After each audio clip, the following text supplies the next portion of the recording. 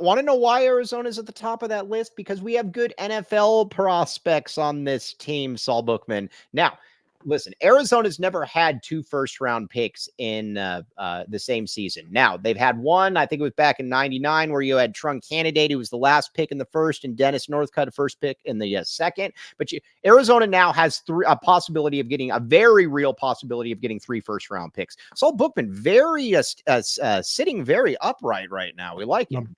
My back is hurting. You know what you're like right now? What was Amari Stoudemire's nickname? Standing tall and talented. That is Saul Bookman. Saul Bookman, tall and talented. But anyways, you've got T-Mac, who, regardless of what anybody says, best prospect on the team. Going to be a first-round pick, obviously. He's also, by the way, he's looked very good. He started doing drills again yesterday. Looked very good. Then you've got Jonas Avenea, probably going to be a first-round pick. Tacario Davis, probably going to be a first-round pick. And if he's not, these guys are going to be in the second. You've got 3 guys right now, Saul, that have very, very real possibilities of being a first-round pick. If you're an Arizona coach and you're able to basically sell people then on, hey, guess what? We've had 4 first-round picks the last 2 years, or whatever the case may be, all of a sudden that becomes fairly interesting. Program on the rise, baby. That's what this is all about. That's the only... We've been down this road before, Mike, where we've had a great season and then we had to follow it up, and maybe we didn't have so great of a season to follow it up, right? We've been down this road. We've seen this movie before. But tell me why this just feels a little bit different. The only question mark is the conference. Obviously, going to these new environments is going to be a little bit different. So that's a little bit of a wrinkle. But I legitimately feel as good about Arizona football and their future prognosis as I have been in quite a long time.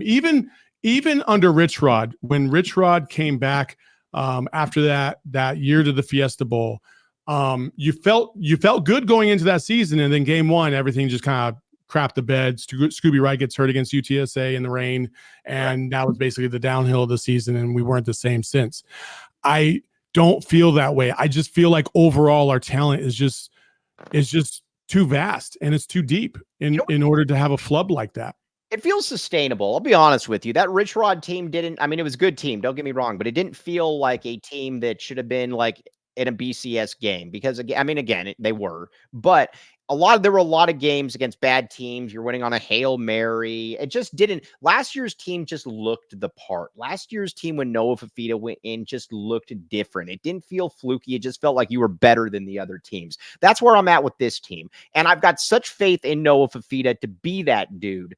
Because again, I don't see Noah Fafita having a bad season. I think that's going to be very, very, very difficult. But this feels sustainable. Whereas the Rich Rod thing always felt like it was a lot of smoke and mirrors. And I liked Rich Rod as an X's and O's coach. So did I. Fantastic. But you had way too many guys that look like me out there. This team doesn't have guys that look like me out there outside of the quarterback, which is.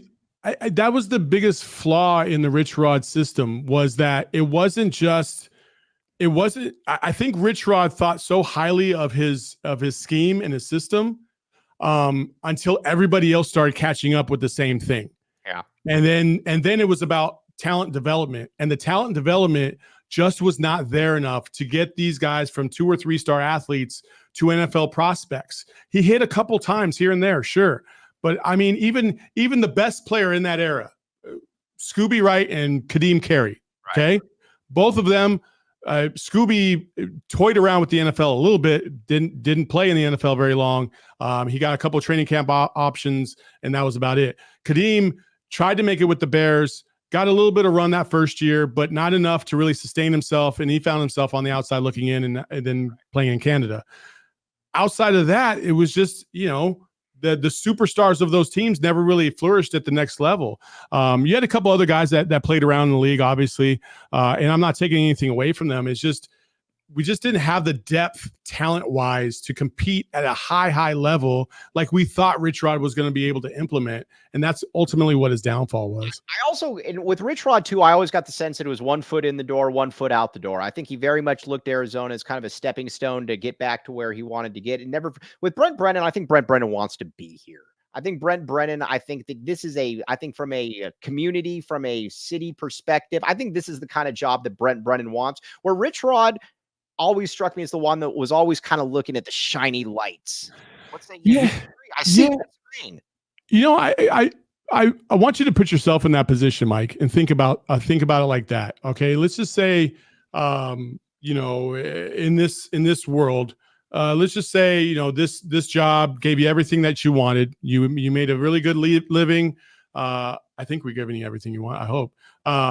And you know, you're able to do what you want to do on a day-to-day basis. You're able to run things the way you want to run them. Like everything's the way you want to. But then there's this shiny toy out there, right? Maybe it's a different media company. Maybe it's like ESPN or whatever that wants you to be a part of them. But you understand that the expectations and the level go significantly higher. And the legacy that you can build there is going to be very, very difficult to build in a place like that when you have you're a dime a dozen at ESPN as opposed to here you're a superstar, right? And that's kind of how I look at it from a Rich Rod perspective. Like, why not set the legacy here, build, and become like a premier power in college sports, as opposed to go to, let's say, a South Carolina, where now you're competing in the SEC. You got to beat Bama, Georgia, LSU every single year just to have a shot to get some notoriety around the country. That's just such a hard thing to pull off, especially if your skill is recruiting 2- and 3-star talented players and using them in your scheme to be able to win games, which against Alabama level competition, you're just not going to be able to pull off of as much. I think that's ultimately the reason why Rich Rod stayed instead of going to South Carolina when he got offered that position. Right. So yeah, I never blame anybody for doing what they want. Now, again, I have really no cool things about me, so I'm very content with what I do, what I am. I don't like, you know, Rich Rod though. Rich Rod, if he wanted to go somewhere else, I don't begrudge him. It's kind of like players with the NIL, to be honest with you. Like I put out a while back that, you know, Josan St-On was going to go to the school that could give him the most NIL. And you know, I got a flack from it from a couple of his coaches, and then I DM'd him back and I told them, I said, that's not an insult, my guy. I have no problem with him going to, and I can't say that I wouldn't have done that. I'm an 18-year-old kid. You're going to give me $600,000 more or whatever. So it's not an insult. People always have to do what's best for themselves. I just think with Brent Brennan, he just feels like this kind of feels like what Brent Brennan wants to do. This feels like his speed. And I say that in a good way. Oh yeah, no, he feels like Tucson. He feels like U of A football for sure, 1,000,000%. Kind of like Chris Klieman over at K-State. Like he's not a, you know, he didn't come through the K-State system, but he feels like a K-State kind of guy, right? Like, and so when you have those kind of coaches that kind of blend in with the identity of the city and the program that they're a part of, you feel and you want to buy into that. And listen, Brent Brennan was around during the heyday of U of A in the 90s. He understands what basketball means. He understands what football can mean. He understands what all the other sports, softball and baseball, can mean to this university and also this city. And so I'm encouraged, I'm hopeful, and I'm really optimistic about what he's going to be able to provide, because I just feel like we have a good thing. And I know a lot of people are really hesitant to say that because they don't want to believe in something that's going to ultimately make them feel foolish. But I feel like we have good people in charge, and I'm okay with that.